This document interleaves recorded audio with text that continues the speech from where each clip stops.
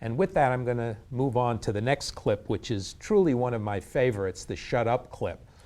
There weren't a lot of happy moments in the making of this movie, but literally when we came upon Bill O'Reilly saying about he never says shut up, and then I sent word out to our volunteers, can you find any shut up clips? And they started coming in. We were roaring with laughter. So here is the shut up clip. Paula Evans, Winston-Salem, North Carolina. Bill, if you are so concerned about public figures being bad role models for children, please stop rudely interrupting your guests and telling them to shut up. Well, the shut up line has happened only once in 6 years, Ms. Evans. Well, I think that asking a student to stay in the closet in order to go to school is a lot like asking an African-American student. Want to know what I was doing? Shut up. Please don't tell me to shut up. As respect. Why did you have to tell him you were an atheist if you didn't have any trouble reading the oath? Why didn't you just shut up? What Jimmy Carter should do is privately give Mr. Bush his opinion and shut up publicly.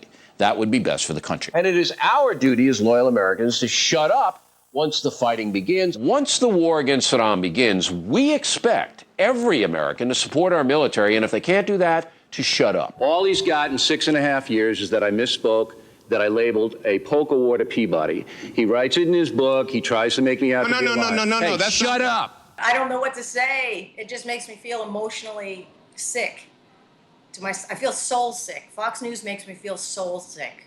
It brings to mind having been on the Bill O'Reilly show and having been on Hannity's show and the worst of all, Fox and Friends, and it's constantly shocking to see people who are seemingly adults behave in a way of your most dreaded foe in high school. He kicked them out for spying. They were indeed spying, and then they went back in, and then Butler pulled them out. So you are Saddam must love you, and I'm sure he must. Don't even try and do that inflammatory. I'm not a Saddam Hussein apologist. How do you feel that Saddam Hussein? I remember after doing Fox and Friends morning show, walking home in tears after what a horrible experience it was. And they also tricked me when I went on there. They said they were going to talk about MoveOn.org. And then there was an African-American woman filling in for the white woman who usually is there on Fox and Friends. And when the segment was over and they cut to commercial, she said something along the lines of, you can't just come on here and say whatever you want. I remember that. I remember her saying that to me and being frightened of all of them. And today, when Rupert Murdoch is allegedly under the spotlight for his criminal activity with his media empire, and I say allegedly in that who knows what serious investigation will go on. I cannot believe that there was ever a doubt in anyone's minds that News Corp and Rupert Murdoch's, the New York Post and Fox News and now the Wall Street Journal, that the corruption has been systemic.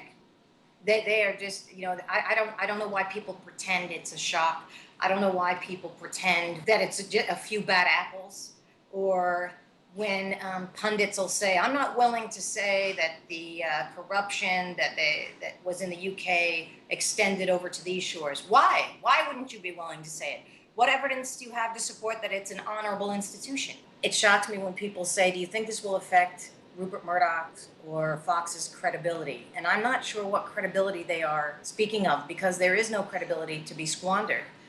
And Fox News, from the very beginning, to any thoughtful person, as soon as it went on the air, it seemed to be like a blunt instrument used to dumb down and coarsen society. Thank you, Janeane, not just for the comment, but for the work you did at a very, very difficult time. The clip reminds me and brings back all kinds of memories of the extraordinary personal attacks that Janeane and others took from Fox, particularly because we were speaking out against the Iraq War at a time when it seemed like the polls were 80 or 90% of the country or some insane amount were in favor of that war. And to her eternal credit, she stood up.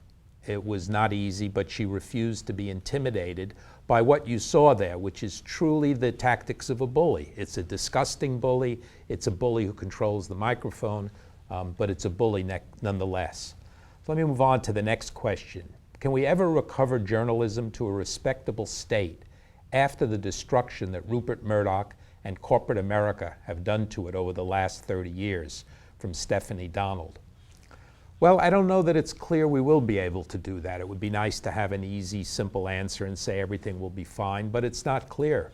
Journalism and other professions, by the way, have paid an awful toll for what's happening in our country, which pains many of us, which is greater and greater corporate control, greater and greater separation between the haves and the have-nots, more and more wars as an effort to solve problems that are social problems that will never be solved by bombing and occupying. So we've got a lot of work to do, and I don't want to minimize that work.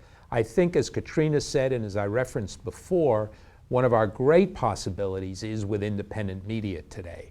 And it behooves each and every one of us to make sure that we not only read it, watch it, consume it, send it around, but support it.